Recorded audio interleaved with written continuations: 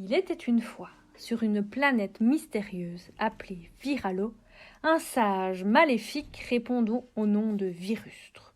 Ce personnage, effrayant et sanguinaire, avait un unique but dans sa vie: coloniser toutes les planètes aux alentours et ainsi étendre son royaume. Durant des années, il a mené ses disciples à travers l'univers, de planète en planète, en vue d'étendre son pouvoir. Ayant pris le contrôle de toutes les planètes proches de la sienne, il convoitait maintenant la plus lointaine de son royaume, la plus particulière aussi, la Terre. Mais étant très âgé, il décida d'envoyer son 19e fils, appelé Covidus, pour faire ce travail. Il lui ordonna de coloniser cette merveilleuse planète et d'infecter le plus grand nombre d'habitants afin de l'anéantir. Ce fils lui rendrait ainsi hommage.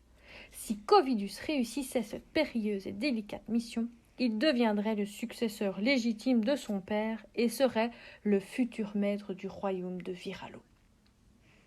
Mais il atterrit sur Terre, près d'une forêt magique où les arbres ont la faculté de protéger ses occupants.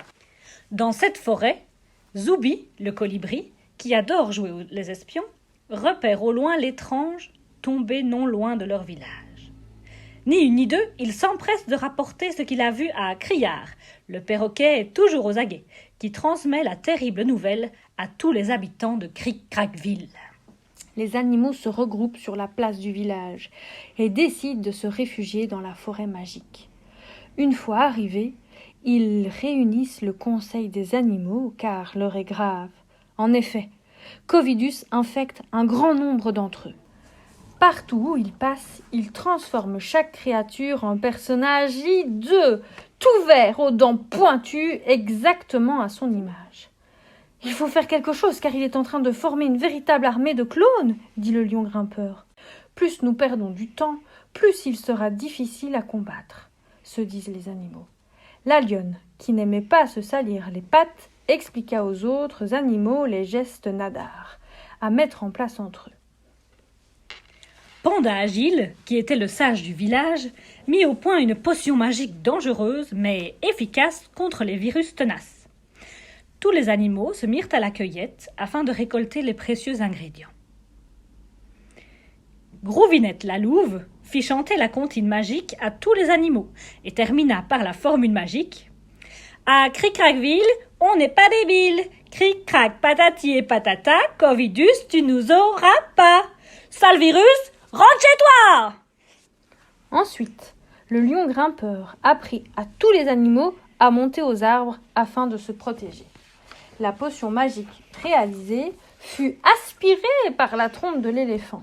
Mais gavé et empoté, il ne pouvait plus décoller. Grâce à l'aide du petit papillon, l'éléphant fut soulevé et se sentit pousser des ailes. Il décolla dans les airs et alla se poser sur la branche de la clairière la plus propice à sa mission. Il dirigea sa trompe vers Covidus, qui roulait dans leur direction, et lui souffla la potion directement au visage. Covidus, affaibli et paralysé, fut renvoyé sur sa planète par le lion grimpeur d'un coup de pied aux fesses. Revenu la tête basse et la mine triste auprès de son père, Covidus n'était pas fier de lui. Son père se fâcha et le punit de gîter. Il ne pourrait plus regarder la bêtise humaine. Puis il se ravisa et lui dit « Bravo quand même, mon fils. Tu as eu le courage d'aller sur une planète encore inexplorée, où vivent des habitants coriaces. Tu as réalisé le début d'un beau travail et perturbé les habitudes des habitants, qui vont maintenant sans cesse être sur le qui-vive et ne plus se sentir en sécurité. » Virustre se dit « On fera mieux la prochaine fois. Ils étaient plus forts que nous. » Puis il ajouta « La prochaine fois, nous y retournerons avec notre armée tout entière. » Les habitants de Cric-Crac-Ville, eux, sont maintenant convaincus qu'ensemble, ils peuvent tout vaincre.